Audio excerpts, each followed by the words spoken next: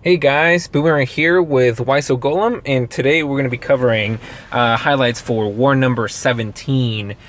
This was our 15th win out of 17 wars. We've only lost two of them, and you guys know the story. The first one was the first war for this clan, kind of just testing the grounds, and then the one that we most recently lost was about 4 wars ago or so, by a very narrow tie, just as far as percentages. Anyway, so everything is going well. We've had some pretty good acquisitions as of late. I do have to highlight that. Hang on, let me scroll down here and remember who it is. We had Snitzel and Vane join recently. Snitzel is not in war, but Vane is going to be testing in war with us this coming up. Lim Jun has just joined, and he's been with 2 wars with us, and he's done excellent, listening to advice and to instructions very well. Sarah had the first war with us. She's a Town Hall 8, kind of mid-tier Town Hall 8, and she did really well on her first war that just finished. Aside from that, guys, we had a couple of the people that just joined and kind of left, and Fisser, for example, just he got in, he opted out the first war, and now he's gone. So then things happen. So anyway, let's jump right into the war highlights. We were 900 out of 1900 points, so almost halfway, pretty much halfway there. So not too shabby. Almost kind of level 4. Still got to power through. We've had a couple of our higher end accounts sit out just because of upgrades. But let's go look at the log. It was against Iraq Champion, the first Iraqi clan we face, 59 to 54. It was actually a pretty close war, I would say, throughout. We did dominate most of the end of the war. The beginning was kind of back and forth. They had us, they were up for like 5 points at some point, then we were up for like 5 points, and then they were up again, and then they, I guess they went to all to sleep because they're in Iraq, I suppose. And we took a big lead, and they just weren't able to recover. They 2-starred our top 2 town halls right out of the gate. I mean, really fast. I think it was within the first couple hours. Let's go check here in the war events. Yeah, like I said, guys, it was really quick right there. Jay got 2-star for the 57%, really a low 2-star for a percentage for a Town Hall 9 within the first hour. And then Desert Fox got 2-star as well with a 74% with no expos on my base. So that's definitely a highlight there. So yeah, guys, we're going to cover pretty much just Town Hall 8 attacks, I think, in this one. I did cover in a separate video my attack with Desert Fox on their number 2. It's a Town Hall 9 3-star strategy, so I won't be highlighting that one. We had a lot of great attacks in this war, guys. I mean, I wish I could cover them all. Again, as usual, we're not covering Town Hall 7 unless I see something unique about it. We've gotten into the motion of Town Hall 7's kind of, good old business, just 3 stars in the first attack every single time without fail. I'm glad we're going that way. I'm glad everybody's moving up to Town Hall 8. GKB just got his Town Hall to 8, and he's doing all his upgrades. Inko, I believe he's upgrading now. So both our leaders are getting up there into the higher ranks. And I think Death is right on the corner, maybe a month more, and we have a lot of really strong guys here. So anyway, let's jump right into it. So the first one I want to highlight is Attack on 10 by Inko, one of our co-leaders, or leader actually. He was tagging up a rather weak Town Hall 8, just kind of beginner Town Hall 8, but nonetheless a good attack. You gotta consider that this guy has more structures than the rest of them. He brings a ton of archers to take out that dragon before the attack begins. Very interesting. This kind of takes me back to Town Hall 7, like early on when it was I remember when I was Town Hall 7, this was the preferred strategy to kill a dragon. Now you have poison, so no necessity in Town Hall 8. He makes a very interesting cut, pretty wide here, knowing that the 80s are up here. So he's just gonna clear up some of this junk with those dragons. They're not gonna struggle much going against the air sweeper, which is good. Deployment is looking really good. And yeah, those archers up there not even barely being hit. Overall, a really good a really good Dragon Flood, guys. We've seen a lot of people getting the opportunity that are 10 Hall 7s to attack up to 10 Hall 8s. I'm really happy that they all kind of getting that experience. It definitely steps it up with a third air defense and makes it a lot more difficult. But yeah, kind of, 10 Hall 7 has been one of those 10 halls that just, even after the Air Sweeper update, has just been, it's still massively unbalanced as far as war attacks. I mean, dragons level 2 are just so strong. There's really no match for them. I mean, even if you just kind of drop them around in 10 Hall 7, you can still get a 3-star. I remember kind of floating the idea a while back. I was like, why don't they make Dragon level 2 upgrade to 10 Hall 8, and that way people can only use Dragons level 1 as a 10 Hall 7. But it's too late. I mean, it's one of those things that they're not gonna fix. They don't really care about 10 Hall 7 at this point. That is Supercell. But 10 Hall 8 is, I think, where it's at, and 10 Hall 9, same thing. So great attack, Inko. Well done. Sorry, not many comments on that one, just because it was a good Dragon Flood. The next one I want to highlight is our new member, Sarah. Her Dragon Flood. She had never tried a Sap Quake. And with a Sap Quake, guys, you can do, you get the advantage of taking the extra regular spell because you're using Earthquake to take out the last air defense.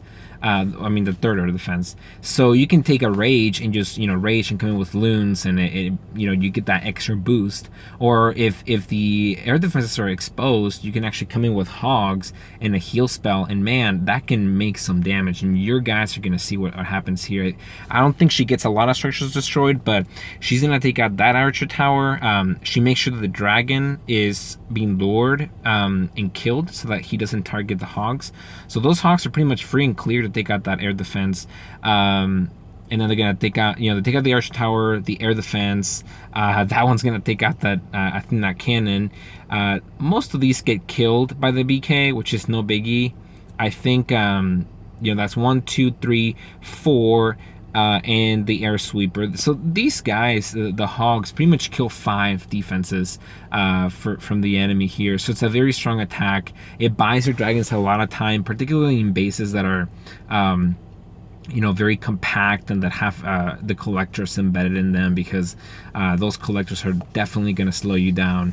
So a very good execution by Sarah here. Let's go ahead and just wrap it up. Very good cut with the BK and with the dragons, and there goes the 3-star. Congratulations, welcome to the clan.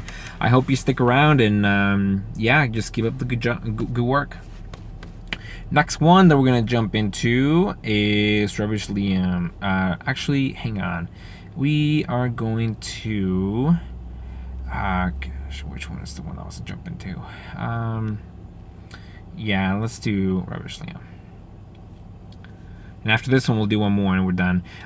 This one was a good old-fashioned Dragon Flood with 3 Rages. Opts not to take any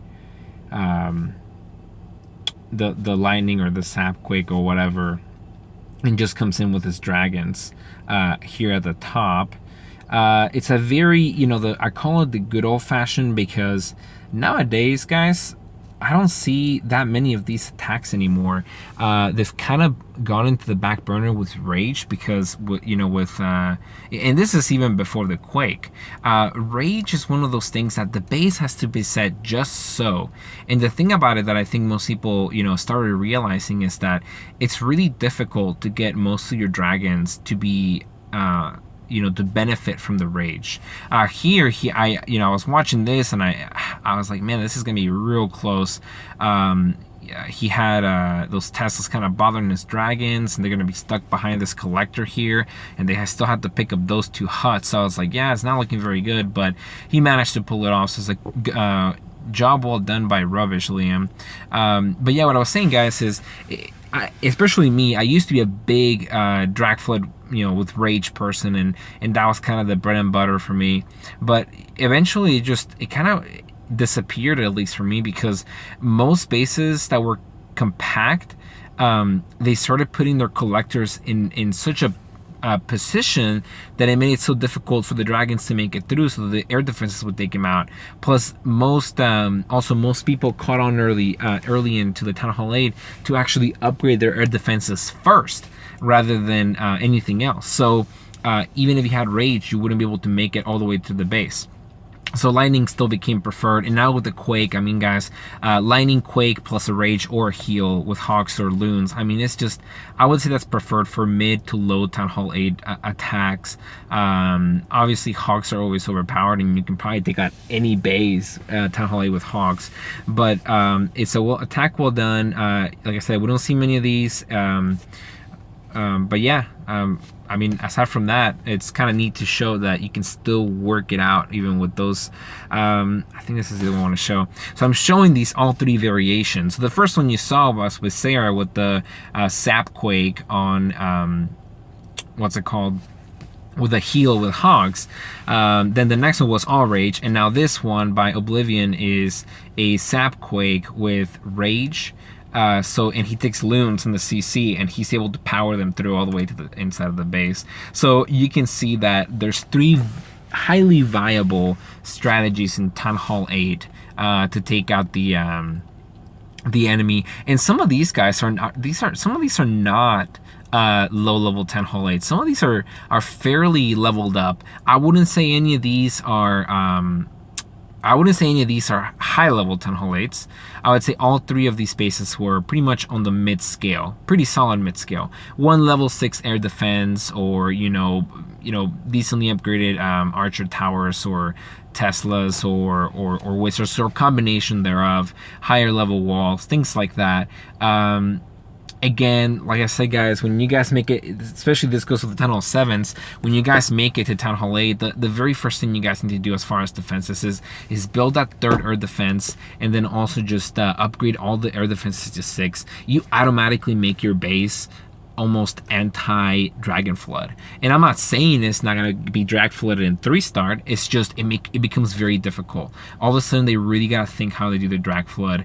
And if you make your war base setup almost unreachable for Hogs, you're killing basically you're giving them only the option to do Lightning, Zap, Quake, with a Rage, not with Heals. So you want to the trick to creating a base is not to make it anti-drag like a lot of people advertise on YouTube. There's no anti-drag base. I think almost any base in Town Hall 8 could potentially be 3-starred with dragons. It's just, you make it so difficult that only maybe 1 in 100 cases it's going to happen. Anyway, so I want to show you guys this Hog Raider number 3. Very well done Hog Raider, departing from the Drag Floods. On the top Town Hall 8 base from the enemy, Slacio is just, I mean, he's phenomenal with Hogs. Every time I see it, I just, it's almost shock and awe at just how good he is. Here he actually deploys a pack of Hawks to take out 1 defense, the Archer Tower in the corner, which is a point defense, and at the same time does double duty to get the Clan Castle, and triple duty by taking out a bomb. So this is absolutely a great start to this attack. I mean, I don't know how else you could improve this as a Hog Raid. So yeah, there he goes, a traditional, just taking him out. He saves his poison, which really becomes crucial, especially when coming up against the skeletons. He deploys kind of like in sort of surgical style a few of the Hogs. They're all protected under the heal spell, perfect placement. Then more Hogs on the left side. On the left side, the heal spell, just pre-healing, guys, is the big thing. Planning your heals ahead of time is what's going to save your Hogs. At this point, he's got 6 more Hogs left. He's going to deploy him right down here, all targeted to those point defenses. It's looking very good, but actually what happened was here he had pre-healed so far in advance that, check this out, that bomb goes off, but that heal starts to fade away. So most of his Hogs took a huge amount of damage, and that Wizard Tower, all it takes is a couple hits, and that Wizard Tower is going to take a good chunk of his Hogs. So check that out. All those Hogs, super low energy, or low health points. Uses the poison spell very well to take out the Skellies. Had he not had that poison spell saved, and the Springtrap takes like 4 Hogs out. those hogs would have been gone. I mean, those last 2 hogs seems like nothing, but those guys do the cleanup work. It's a great 3-star attack. I was telling him that there's really nothing much you can do as far as preventing that thing from happening. He pre-healed correctly. It's just that heal just seemed like it didn't last long enough. But anyway, it's a great 3-star, really pulling it for the team. So happy we were able to pull a near 3-star attack here. I mean a 3-star, a perfect war. We were only 1 star off. I do want to show you guys, not Jay's attack. See, he did go wipe to secure the 2 stars there, but I want to show you guys my attack with Desert Fox on number 1. I did a Goho just like I did against number 2, and it almost worked out. I had a couple mistakes. I didn't save my poison for the Skellies. I used it in the Lava Hound in the CC. And at the same time, I deployed some CC witches to help me out with my kill squad, but I guess the mortar must have taken them out because that mortar was so deep in there that literally I lost all my witches right off the bat. So it was just terrible. I come in down here with some balloons. And first of all, let me tell you guys why I come in with balloons. I lure the clan castle here. It's a Lava Hound, but it's not really going to do much against anything. And it doesn't get attracted to air attack. So I take out those archer towers because there's bombs there for sure. In fact, Jay's attack revealed double bombs right between the cannon, the archer tower, and here. So you come in with hogs in the bottom. Those hogs are roasted. So I'd use 3 suicide balloons per defense, so sacrificing 6 total balloons to take out 2 archer towers. It's totally worth it. They're not gonna do more than that. They're just there. They're not gonna heal them. Not gonna rage them. Nothing. They're just gonna be there. But eventually, it's gonna allow me to path away from the bombs, and you guys will see that I don't think I detonate a single bomb. So it really works out perfectly for me there. So everything's going well. You know, the balloons, their duty, you know, they're pretty much dead over there. Nothing else that they can do. I use a bunch of archers and a wizard to take out that, and right there's my mistake. That poison spell, I thought, well, you know, the poison spell will help me against the pups, the lava pups, but really, it was not really that necessary. I mean, I think back at it, I could have dropped maybe a couple more wizards and done it. But anyway, first mistake right there. So, you know, they take out the clan castle with relative ease with the poison spell. Then I deploy my golem, only 1 golem, because I should be able to take it out quickly. My wall breakers to take out the that corner of the wall, and they're gonna all go in. And there are my witches, and they move right within range, I think, of that mortar, which at that point this is just absolutely terrible. They catch that rage and they get way ahead of the Skellies. They are dead by 2 shots, and not even the mortar, 2 shots each of that cannon. I mean, just absolutely stupid. I mean, that is really what kind of killed it. Then I came in with my hogs here in the south. You know, they're able to do a lot of damage, and like I said, I path away from those bombs, so they're not gonna trip them. So they're gonna go really nice into the center. I pre-heal that spot with the Teslas because they're high DPS area in the expo. I was kind of upset that most of the hogs moved into that mortar, but you know, it is what it is. So they keep pathing over there. I do the rest of my hogs. At this point, it was looking okay. It's just the problem again, just like Slossy's raid, those Skellies are doing a lot of damage on my hogs. And like I said, had I put a poison right there, it would have completely killed them, and maybe I would have had a few more hogs. I'm not saying it would have resulted in a 3-star, guys, but sure as heck it would have given me a shot at getting a 3-star. So, and the queen's all by herself. Like I said, the witches died. I didn't even need the witches to kill that queen. I should have saved them to clean up down here. Had I had them to clean up, even the hogs had survived. Like I said, the witches didn't do much. So it was really, you know, the poison spell and the witch mistake, they would have been able to take out all the certain defenses. But, you know, it's a mistake. It's lesson learned. If we see the space again, it's definitely one that I think we can take out. Again, just it ended up being a 1-star. I was, yeah, a little upset, but not too upset about it. All right, so that's it for our attacks. I do want to showcast one of their attacks that was just absolutely incredible. And I'm gonna speed it through so you guys can see it. But it was like a wipe on Yavin 4, my third account. And I have to tell you guys, this base has not been 3-star on the first attack, I want to say, in nearly, gosh, like 2 or 3 months, guys. I mean, I don't even recall the last time. This guy has an inferior army, you know, level 4 wizards, level 2 P.E.K.K.A.s, level 1 golems.